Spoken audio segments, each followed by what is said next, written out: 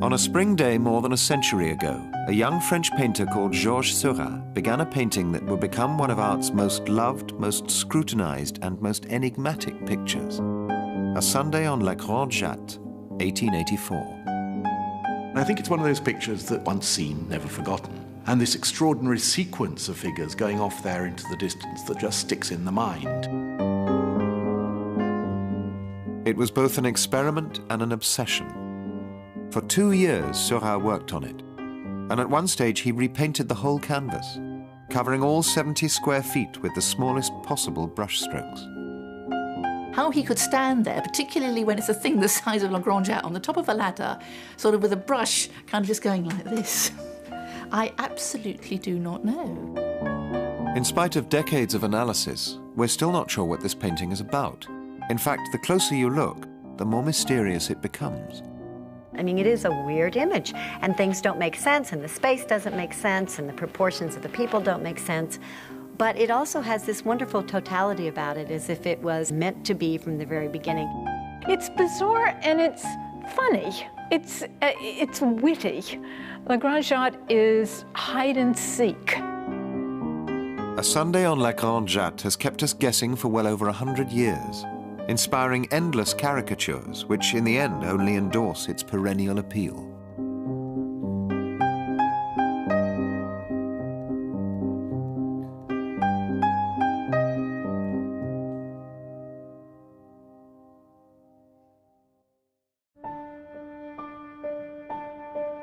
An inventory of the piece would state that it features 48 people, 8 boats, 3 dogs, and 1 monkey. Dotted along the riverbank, the people are seemingly enjoying a sunny afternoon of leisure. The painted surface is immense, 2 meters by 3, and since the 1920s, its home has been the Art Institute of Chicago. When I was a child, it was the biggest, most awesome painting in the whole wide world. It conveys a sense of a warm summer day, and you're outside enjoying the weather and the sun, everything associated with that. It's the kind of thing where you could step into it, you know, and just sit down there yourself in the park. But La Grande Jatte is more than just an invitingly pleasant scene. One feels a need to know who these pleasure seekers are and why they're there. The one with the umbrella stands out so much, it's really difficult to focus on much else. She's just very regal, and she's out just enjoying the fresh air. But why would a woman out for a casual stroll have a monkey on a lead? The monkey is such an odd thing to put in there that's kind of a cute thing to throw in. Could it be a suggestion of monkey business afoot? Then there's the woman fishing on the left of the picture. Is she as innocent as she seems, or is she, as some believe, fishing for business? There's much that remains mysterious, and it seems that the young French painter who created La Grande Jatte was no less enigmatic than his masterwork.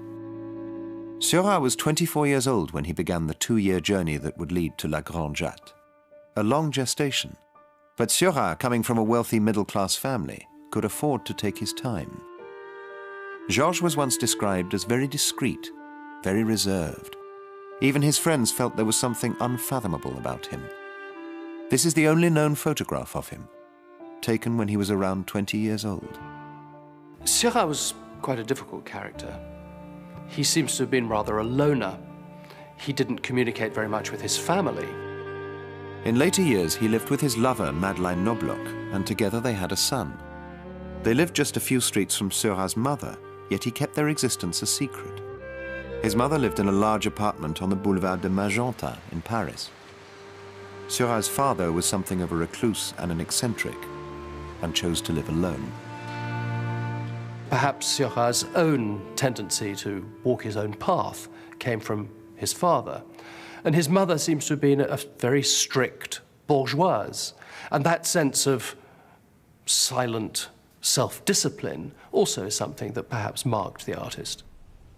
He was as secretive as his paintings are. There is something inhuman in him. And so, you know, the saying of Roger Fry is quite true. You know, he looks like someone that just fell out from another planet to Earth. Yet in other ways, he was conventional. He decided early on to become an artist and embarked upon a classical training. At 18, he enrolled at the École des Beaux-Arts, where the teaching put great emphasis on drawing, from plaster casts and live models. Seurat's studies were interrupted by his military service, and he never went back to them. But he continued to sketch in a markedly personal style, using Conte crayon on the grain of the paper to create the most extraordinary impressions of light and shade. His everyday subjects were mostly solitary figures, nurses, workers, farmhands, caught in a sort of half-light. In his drawings, he distilled the forms of the types, the men and the women of different classes that he would see on the streets of Paris, into this extraordinary, effective, economical, sometimes rather mysterious set of figures in these very beautiful drawings. The subjects of his early paintings were commonplace: landscapes and rural workers. Often the people were to be found on the banks of the Seine, fishermen, bathers and boatmen. And out of this came Seurat's first major canvas, The Bathers at Asnières. This huge work, hanging in the National Gallery in London, shows a group of young men resting between dips by the river. Into one corner of the scene, a small piece of land protrudes, and this is Seurat's next big subject announcing itself. La Grande Jatte is one of several islands squatting in the River Seine on the northwest side of Paris. A jatte in French is a shallow bowl or basin, and this describes the shape of the island.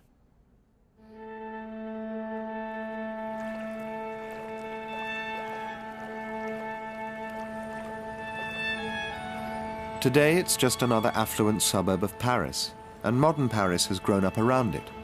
The enormous architecture of the business district dominates the skyline on one side. But it's easy to imagine the seclusion and tranquility that the island once offered. In the 19th century, this island was very well known by Parisians, as they could get here very easily.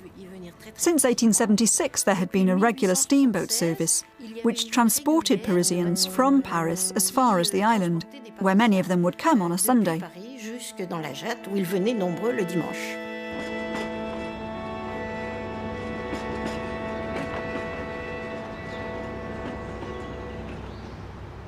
Seurat was evidently drawn to this small patch of land on the edge of the city. So what was it that attracted him?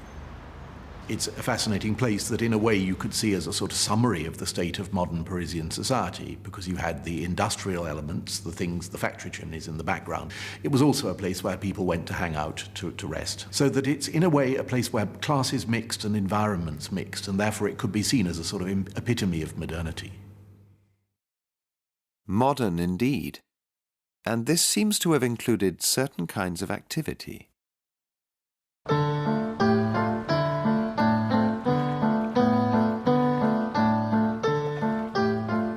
The reputation of the Grande Jatte was seemingly rather dodgy. It was certainly a place where middle-class people might go and stroll, but it was also a place where one critic at the time called it an island of Cythera on the Seine. The word Cythère or Cythera was used in the 1880s pretty much as a metaphor for prostitution. So the fact that we are on an island in the Grande Jatte does seem to imply sexual goings-on.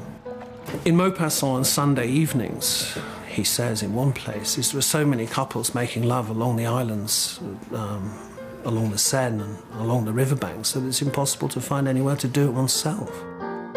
Sex was certainly for sale on La Grande Jatte. This photograph shows a notorious incident when prostitutes on the island were rounded up by the police.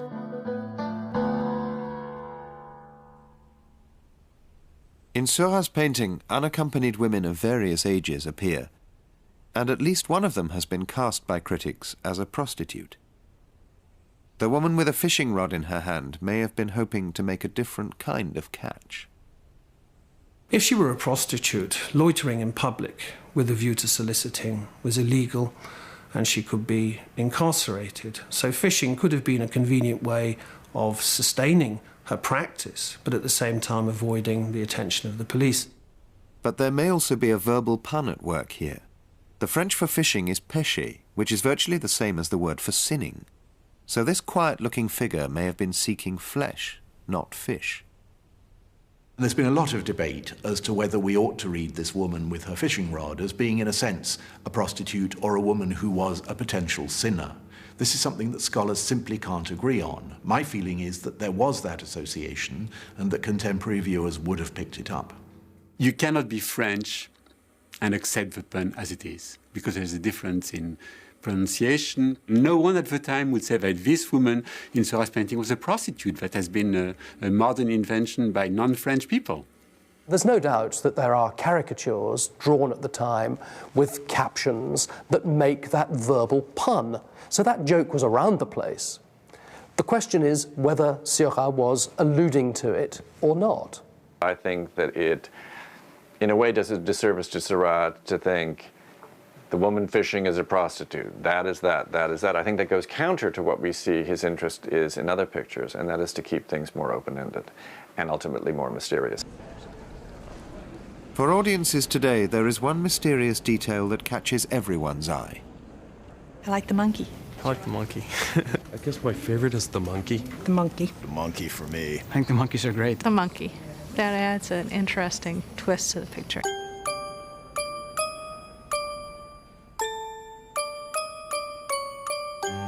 The monkey clearly appealed to Seurat, and it makes several appearances in his sketchbooks. Indeed, there was a monkey house at the zoo near where Seurat was living in Paris. However, when the painting was recently X-rayed, there was a surprising discovery. One of the most interesting things about this section of the painting and the X-ray of it is that we see all the key figures except for the monkey, which is probably one of the most famous forms on the painting. When you look at this section of the X-ray, you can actually see the dog, you can see the shoes of the forms, as well as the skirt of the figures. The monkey, which would have been right here, is not in the X-ray at all, which indicates that it was added at a later time. The monkey is this very odd thing that he actually finishes the canvas without leaving anything in reserve for the monkey. And then somewhere along the line decides, oops, better add that back in. Perhaps Seurat hesitated because he was aware that the monkey carried other connotations. Perhaps it's just a post-Darwinian joke on our simian ancestors. But it could, nevertheless, have that more contemporary allusion, because singesse, a female monkey, was in the 80s French slang for a prostitute.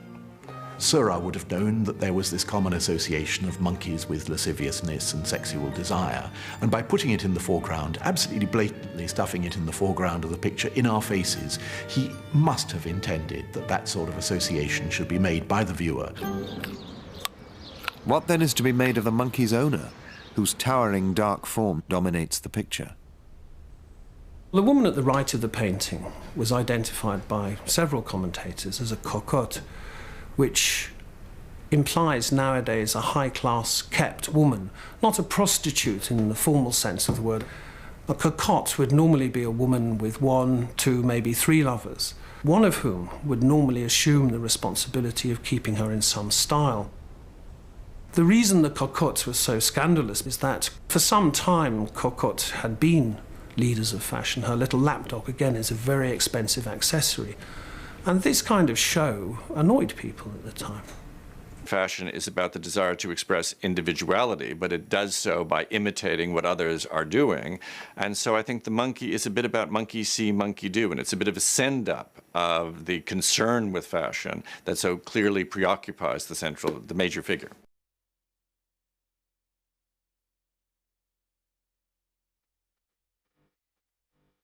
But the cocotte is not the only figure parading in her Sunday best. Seurat has presented a great array of bourgeois characters in their stiff attire. This is in stark contrast to the earlier bathers at Asnières, who were working men with rough haircuts and minimal costumes. These are two utterly different worlds of leisure. They look across the river at each other. The same little ferry boat occurs in both. And you've got this sort of contrast of classes, the lower class figures on the bank, and then the stiffness of the more middle class on the opposite bank in the Grande Jatte. They were also identical in size, which has led to speculation that they were intended to be displayed together. I think it's inconceivable that the two paintings were not originally conceived as a pair. A canvas that size is unusual, and it's also a made-to-measure canvas. A canvas of 3 by 2 meters is one. No idea. There are millions of dots in this painting. Not only just the strokes are amazing, the little teeny strokes that make, you know, when you step back, you don't even notice, but just the amount of work. When I saw it, I was just amazed. I had no idea the size or the intricacy of the work, especially when you got up close to it. You could see all the different paint strokes. It was very amazing. At just 24, Seurat was determined to pioneer his own style, and this painting would be his manifesto.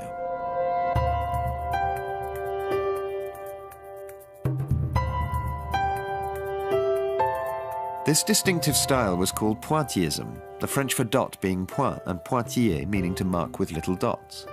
Point also means stitch, which reflects the tapestry-like quality of the strokes. But in its early forms, the painting went in for no such effects. We know precisely when Seurat set to work, as he made a point of writing it down. Ascension Day 1884, La Grande Jatte, the studies and the painting. He's very precise. He wants people to know, he wanted history to know when he started that picture because he had a sense of its importance. Seurat immersed himself in his subject, producing numerous studies and sketches. He went every day for more than 6 months to the island to paint in the morning, observing it in different lights, crowded on a Sunday, then deserted on a Monday, but always from the same vantage point, under a tree.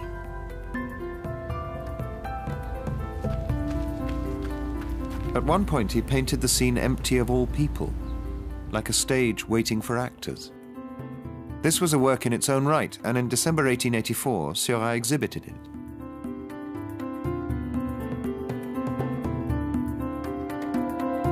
Throughout the studies, different characters came and went as Seurat experimented with the placing of his figures, almost as though he were auditioning his cast.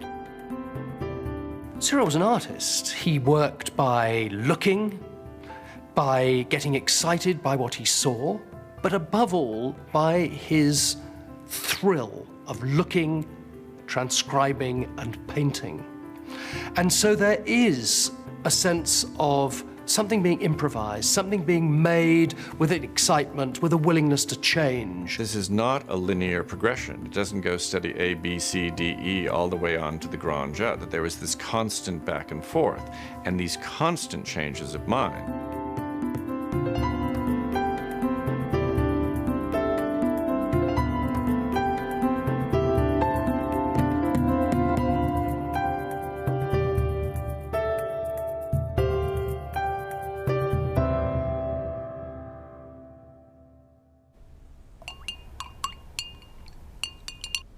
Seurat spent 10 months on the canvas and planned to exhibit it in March 1885. At that point, it would have been more impressionistic in style. Philippa Abrahams is an artist and conservator who has replicated one section of the canvas in order to gain insight into Seurat's technique. This is how I would have imagined it at the end of the first campaign of the painting. He's used a variety of strokes, but they're much looser than what happens later. In fact, this early version was never exhibited. Seurat went away to Normandy for the summer, leaving the canvas in his studio. It was during these months that he began to form a new style. He was able at Grande to immerse himself in the light of the channel. And the light of the channel, which is very grey, very moist, and very changeable, is very different to the light of Paris. Seurat recognized that light is always an active element, a dynamic element in what we see and how we see.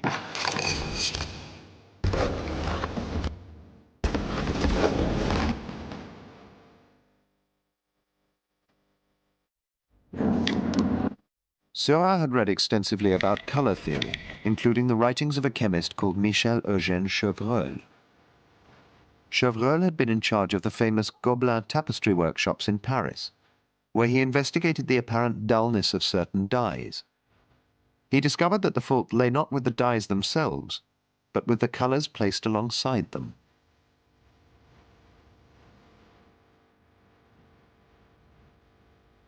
Chevreul produced what he called the law of simultaneous contrast of colours, confirming what painters had long instinctively known, that the perception of a particular colour is influenced by the surrounding colours near it. The idea was that if you have two dots of colour next to one another and the two dots are complementary colours like red and green, they then, the red appears redder and the green appears greener. That's the general idea. Seurat came to believe that colours viewed as small adjacent dots of pure pigment were more alive than traditional mixtures of tints stirred together on a palette. So he developed the idea of applying small dabs of paint next to each other that at the right distance would vibrate in the eye and create an intense luminosity.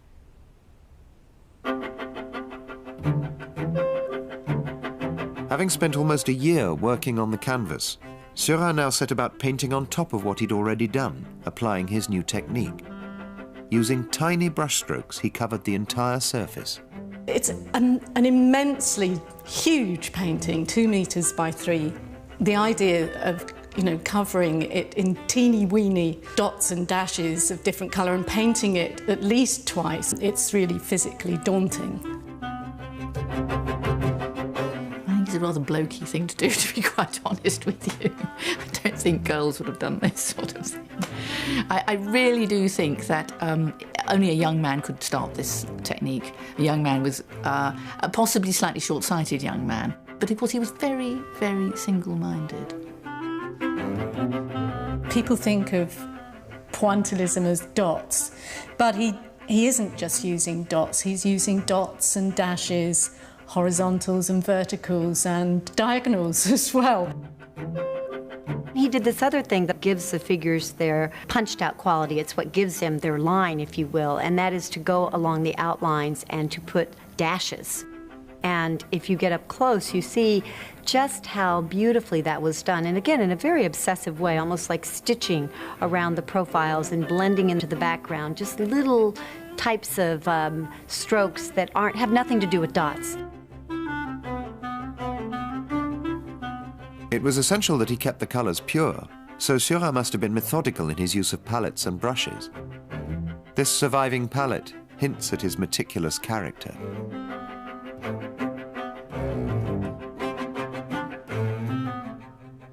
The result of this technique is two quite different ways of viewing the painting. Up close, where the drama of warring dots can be seen, or from further back, where they interact.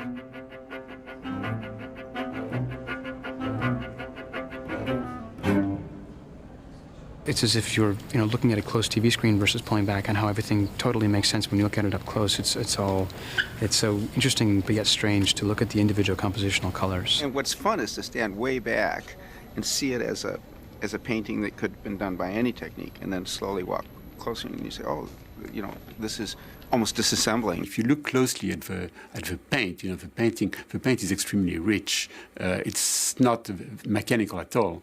And Mondrian described Seurat as a painterly painter. Every single dot, every single brushstroke is extremely rich.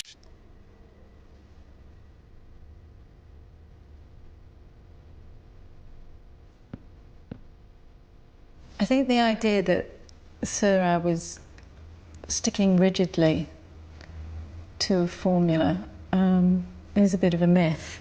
It's as though he's sort of asking questions, answering questions, and not always getting the answers, and that he's taking risks, actually.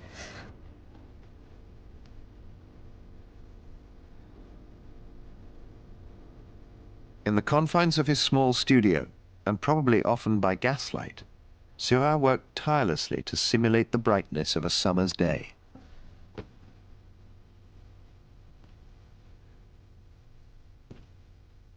With all these colours going on in the grass, he does, I think, achieve a fantastic shimmery effect of grass in sunlight. And I think he achieves that by doing something a bit like throwing a handful of hundreds of thousands all over. Philippa Abrams' version of Seurat's painting may in some ways be truer to the original work. In the 1880s, many pigments were chemically unstable. In particular, Seurat's bright yellow and green tints lacked permanence, and within just a few years had dulled to a browny yellow and drab olive. But even allowing for this change, was Seurat's painstaking application of these thousands and thousands of dots a success? Did it achieve the desired effect? The problem with trying to understand Seurat's colour is that the best scientific theory of the time nowadays looks hopelessly misconceived. And many people have pointed out that, in fact, the dots don't actually blend completely in the eye, even at a considerable distance. But again, this effect could have been deliberate, because that incomplete mixture of colours produces a pleasant, animated, lively surface. So it's quite likely that even though the dots don't completely mix, they were not intended to completely mix. As a whole, what you tend to get is a greying, a silvery effect. But if he hadn't liked this rather strange, muted appearance, he wouldn't have gone on doing it. And he does go on doing it throughout till the end of his sadly short career. Curiously, even Seurat could not have known the full effect of his technique while he was painting, as his studio was too small to enable him to stand sufficiently far back. This could also account for some strange inconsistencies in perspective. If the seated man in the top hat were to stand up, he would be half the size of his companions. And there's a good deal else that needs explaining. We still haven't quite figured out what this little shape is, this kind of elongated triangle. It seems to be maybe a tree trunk, but there were no other tree trunks in the painting. It sort of matches the umbrella, but it's not an umbrella, and it could be a very pointy skirt. We just don't know. Then there are other things, these little white puffs. At first we thought, oh, they're the cigar smoke, and that's an easy thing to understand, but they just occur randomly throughout the sunlit areas. And we can only think they're debris, that there's some kind of little joke going on. The older woman with the parasol, she's casting a small shadow, but there's a larger shadow behind her that relates to the tree. But the tree has two shadows, and of course trees don't have two shadows.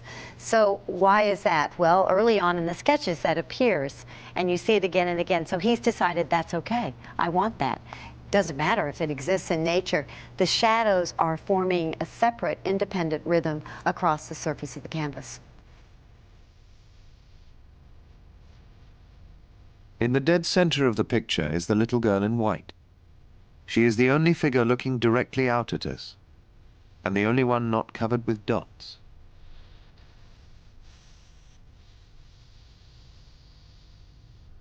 Because she's not overlaid with the dots, she glows. She is like the centrifugal force, and she's the white, and she's anchoring that center.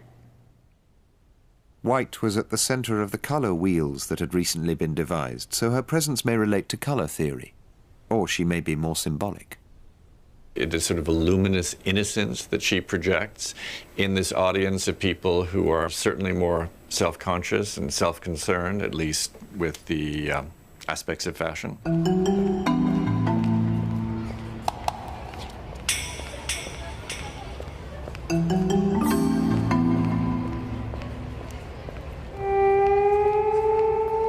In the late 19th century, Sundays were when everyone dressed in their best clothes for their one day off.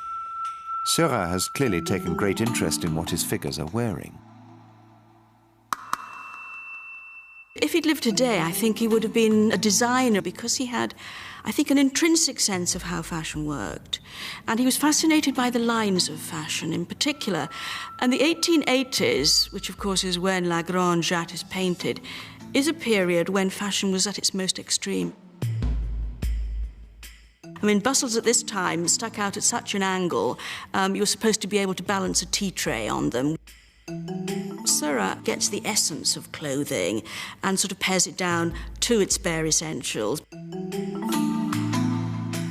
For the woman, it's the very, very tight-fitting corset, which gives that crucial line for the 1880s, which really fits the figure very tightly, pushes the bust up.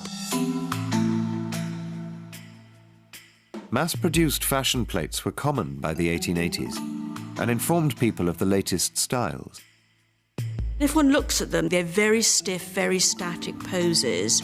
Seurat, I think, is particularly taking on this idea of these fashion plate figures who are not communicating with each other in any way, and just sort of producing the whole notion of these static figures as a decorative, almost sort of abstract element.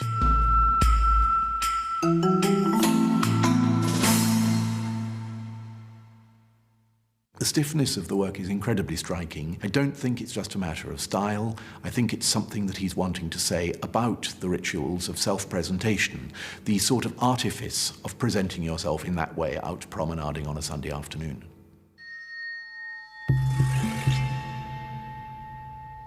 But there's also an influence from the ancient world. The rigid, cut-out forms of upright people are very reminiscent of the Egyptian art Seurat would have seen in the Louvre. Nearly all the figures appear either straight on, in profile, or from the back view. The point being that Egyptian sculptures aren't really sculptures in the round.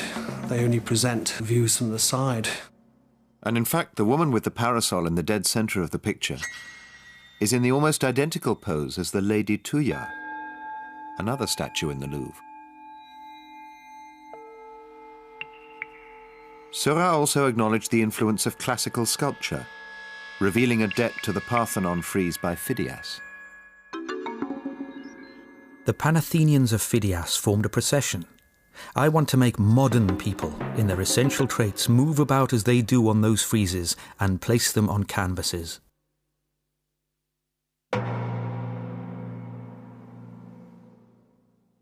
In La Grande Jatte, Seurat combined the ancient and the modern, and it was perhaps to underline this modernity that he included the year in the title. I think his vision is to distill 1884. This is what a summer was like in a certain part of the world, Paris, in 1884. And he wants to represent that in the same way that he found social rituals of earlier cultures represented in the art of the Greeks and the art of the Egyptians.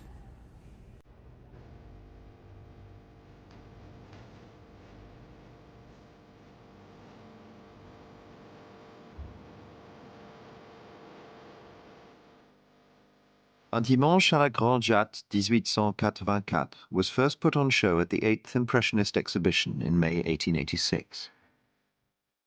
Seurat had not exhibited with the Impressionists before, and of the 9 works he submitted to the show, La Grande Jatte was the one to trigger a bitter quarrel.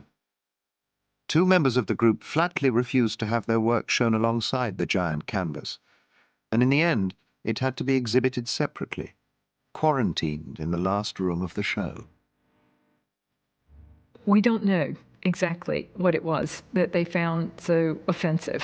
It may have been that there was something upstart about this picture, that there was something not quite in keeping with Impressionist practice. Perhaps it was the sheer size of it, but interestingly enough, it doesn't seem to have been the technique itself that was so offensive to them.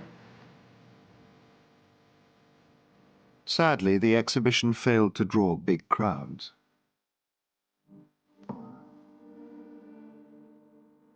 La Grande Jatte was largely ignored by those critics who did review the show.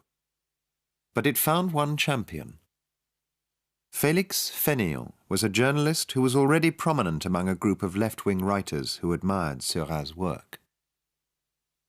They were young men of his own age. They could see that the Grande Jatte was a young man's painting, that it was very much about the state France, and particularly Parisian suburban culture in the mid-1880s, that it had a caricatural twist to it, which was the sort of visual language to which they could easily respond. It's they, I think, who really, in a sense, created Le Grand Jatte, especially Fainéant, and resolutely said, what's important about this painting is its technique, its revolutionary technique. Seurat's entire career as an artist lasted just 10 years. One evening in March 1891, he arrived at the family home severely ill. 2 days later, he died of diphtheria, and his young son died of the same affliction soon afterwards. Among the avant-garde in Paris, his death was greatly mourned.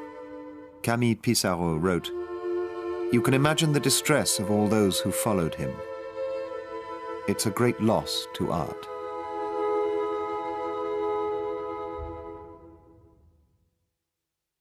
This is Lucie Bru-Cousturier, the proud owner of La Grande Jatte, posing in front of the painting. In 1900, her father bought it from Seurat's family for 800 francs. But then came the great modern disaster for France and her national art collection.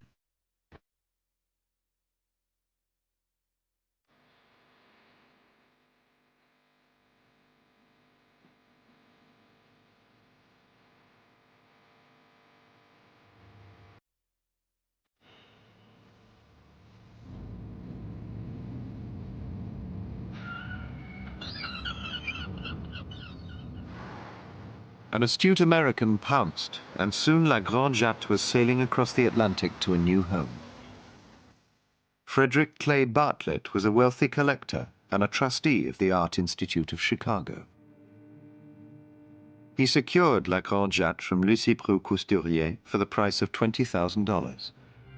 It was an expensive picture by his standards, even though these values, of course, 80 years later look very modest. It obviously indicated his belief that it was a very important picture. Bartlett was so thrilled with his purchase that he wrote to the director of the Institute during the return voyage to America. My dear Robert, we have had wonderfully good luck in adding to our collection, as we were able to get almost by miracle what is considered to be almost the finest modern picture in France, La Grande Jatte by Seurat. 11 by 7 feet, and every inch of it is superb. Within weeks of arriving at the museum in the summer of 1924, it was proudly displayed. Too late, art officials in France realized what they'd lost. In 1930, a French consortium was reported to have offered huge sums of money to get the painting back. It's always stroking to one's ego to have something that others want, and I think that was Bartlett's point, that he had been willing to buy this at a time when perhaps people were skeptical about it, and a few years later it turned out that he was right to have done what he did, and the fact that the French wanted it back made it even sweeter. But they're not going to get it back. People in the French museums have said the Grande Jatte is the great French masterpiece, the only great French masterpiece, or the truly great French masterpiece that is not in France.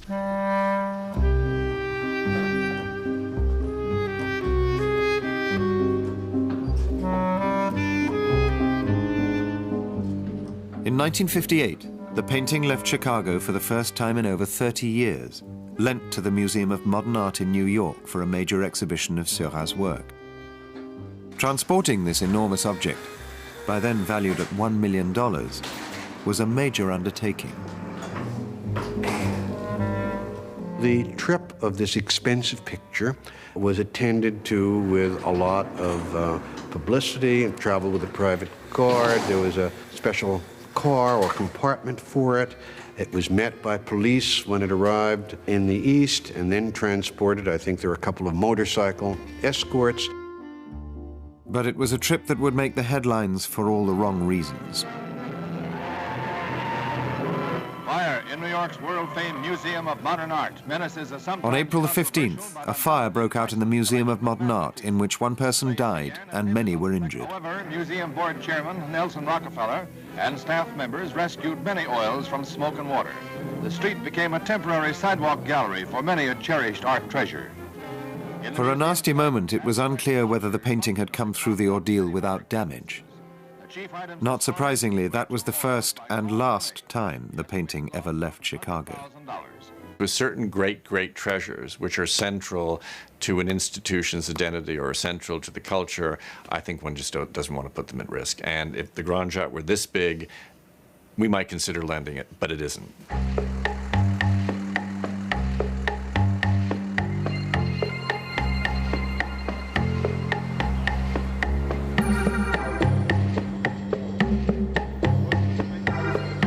The power of its popularity was really brought home to us when we took it off view for 2 weeks. You would have thought we took someone's child. We got letters, we got phone calls, people were furious, but the backlash from that was enough to convince us that yes, indeed, it is an icon not only of the Art Institute, but of Chicago. When you've seen something reproduced many times in many forms, whether on t-shirts or neckties or calendars or whatever, seeing the original becomes an act of pilgrimage. So for some people, it's an act of fruition, of communion in a way. Philip, when you do the lines, I do not know where to go, a little more urgency in them. They're becoming a little evened out. I do not know where to go. It's more, I do not know where In the to 1980s, the painting found new popularity when it became the basis for Stephen Sondheim and James Lapine's musical, Sunday in the Park with George. Artists are bizarre, fixed, cold. That's you, George, you're bizarre, fixed, cold. I like that in a man. It was Sondheim's most personal work to date, taking as its theme the struggle and the cost of art to those who create it. Seurat is depicted as a single-minded obsessive who manipulates the characters in the painting for his own artistic purpose.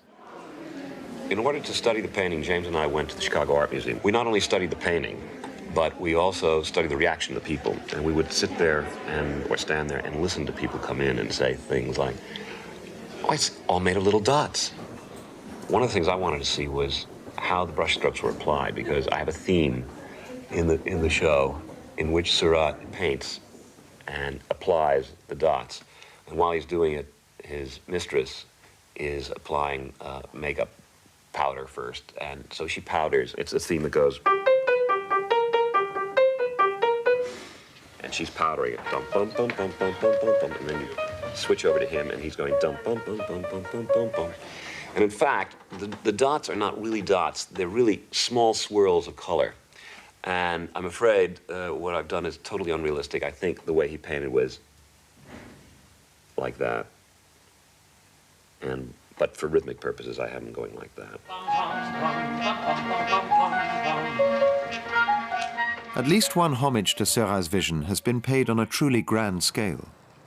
In Columbus, Ohio, there is a topiary tribute to the Grande Jatte, covering an acre of land and including 12-feet-high replicas of some of the figures.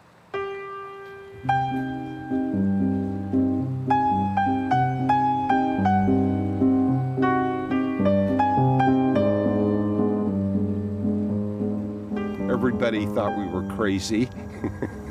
We thought we were crazy ourselves, as a matter of fact. Whenever you read about it in art books, they always concentrate on the technique, the pointillism, etc., etc. What always fascinated me was the subject matter, the Arcadian myth of the whole thing, the idea of man and nature existing in perfect harmony. And I think that's the universal appeal to everybody. One of the ideas, again, of the painting was to take it out of the context of high art, which is the Chicago Art Institute, the Temple of High Art, this icon in the Temple of High Art, and put it in a pedestrian atmosphere. This is quite literally a pedestrian atmosphere. Pedestrians walk through here, thus they can walk right into the painting and enjoy the painting. People will walk in and they'll look around and say, and you know it reminds them of something. And finally it will dawn on them and they'll say, oh, this is that painting. You know? Nobody can pronounce the title of it, but it's that painting.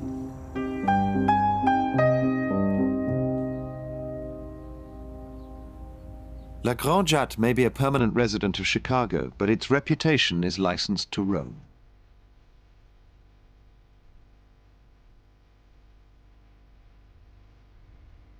Popular culture has gleefully adopted it, adding subversively to its cast of characters. While 9 out of 10 advertisers love its sunny serenity. La Grande Jatte is so well known that you can pluck out just a tiny corner of it, a piece, a character or two, and everyone will know what you're referring to. It's like a quotation which is so deeply embedded in common lore that you can caricature it or play with it and the source is obvious. Uses of a work of art in popular culture like that are also expressions of affection for the work.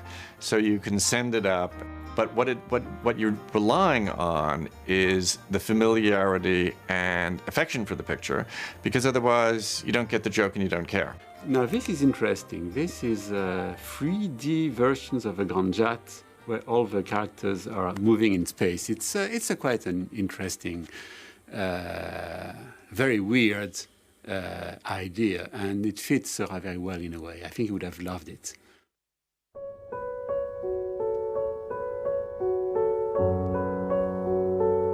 A Sunday on La Grande Jatte is a picture of paradoxes. It depicts leisure, yet its creation was months of hard work. It documents a particular moment in time, but strives for classical permanence. It's extremely familiar to us today, and yet its meaning remains elusive. We're dealing with an enigmatic character who produced in the Grande Jatte an enigmatic work of art, a passionate work of art, and cool at the same time. Clearly engaged, just look at the painting surface, but also distant. And I think that is the miracle of the picture. I think it's probably one of the few paintings that has that masterpiece quality, not only among scholars who want to talk about it and read more about it, but also among the general public who think of it as in terms of something that is great art. And so it meets all the qualifications for a masterpiece. There are so many strands to the picture. Once you look on one side at the popular dimension and say that this is forward-looking, then you start talking about Egyptian art and classical monumentality. It's an extraordinary picture that you can view and read in so many different ways. I mean, that's what makes it eternally fascinating and eternally talked about.